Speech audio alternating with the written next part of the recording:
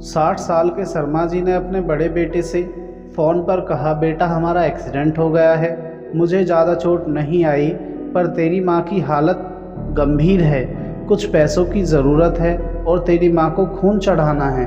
उनके बड़े इंजीनियर बेटे ने जवाब दिया, पापा मैं बहुत व्यस्त हूँ, मैं आज और कल नहीं आ सकता क्योंकि मुझे विदेश में नौकरी का पैकेज मिला है तो उसी की तैयारी कर रहा हूँ।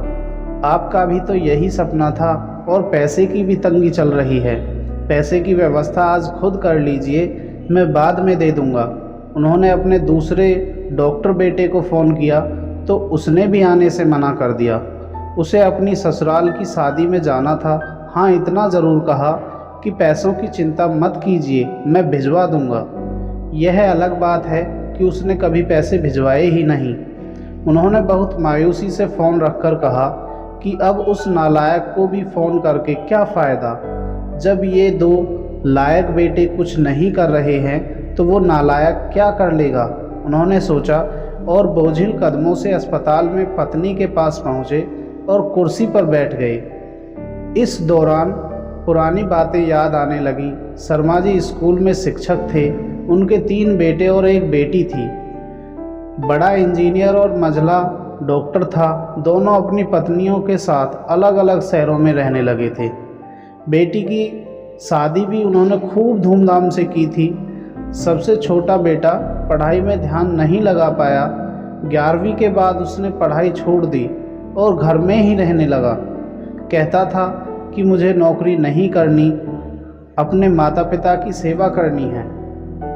पर मास्टर साहब उससे बहुत नाराज़ रहते थे। उन्होंने उसका नाम नालायक रख दिया।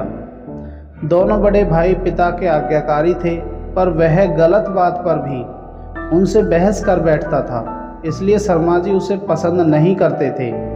जब शर्मा जी रिटायर हुए तो जमा पूंजी कुछ नहीं थी। सारी बचत दोनों बच्चों की उच्च शिक्षा और बेटी की शादी में खर्च हो गई थी। शहर में एक घर और गांव में थोड़ी सी ज़मीन थी।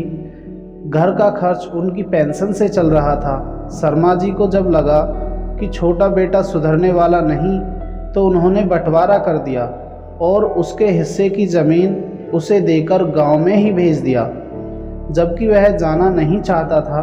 पर पिता की जिद के आगे झुक गया और गांव में ही झोपड़ी बनाकर रहने लगा।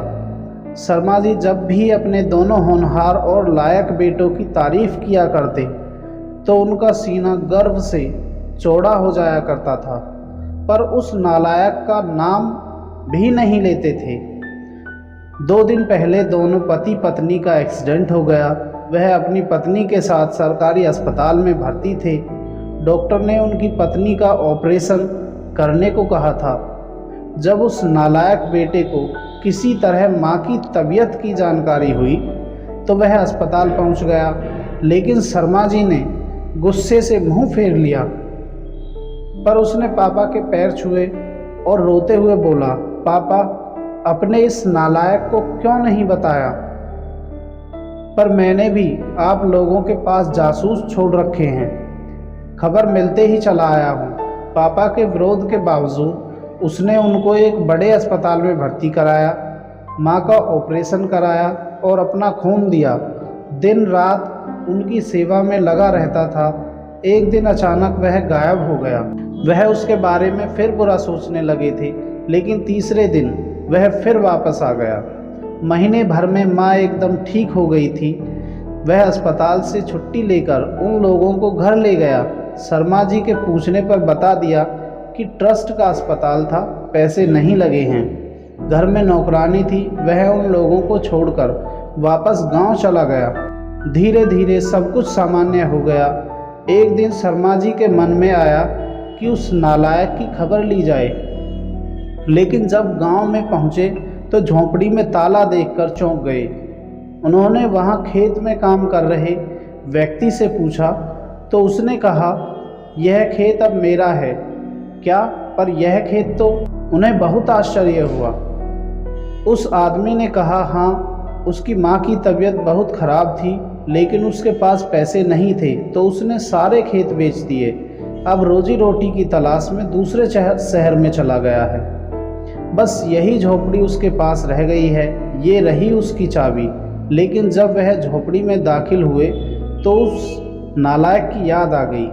टेबल पर लिफाफा खोल कर देखा तो उसमें रखा अस्पताल का 9 लाख रुपए का बिल उनका मुंह चढ़ाने लगा। उन्होंने अपनी पत्नी से कहा, शकुंतला, तुम्हारा बेटा नालायक तो था ही, झूठा भी है। अचानक उनकी आंखों से आंसू गिरने लगे और वह जोर से चिल्लाए, तू कहाँ चला गया नालायक? अपने माँ बाप को छोड़कर एक बार वापस आ जा, फिर मैं तुझे कहीं जाने नहीं दूंगा। उनकी पत्नी के आंसू भी बहे जा रहे थे और शर्मा जी को इंतज़ार था कि वह किसी तरह अपने नालायक बेटे को गले लगा ले।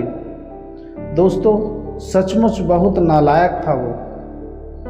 दोस्तों, उम्मीद करते हैं आपको ये कहानी पसंद आई होगी। अगर आपको ये कहानी पसंद आई है तो इसे लाइक और शेयर करें। अगर आप चैनल पर नए हैं तो चैनल को सब्सक्राइब ज़रूर करें और हमें कमेंट करके अपनी राय के बारे में ज़रूर बताएं।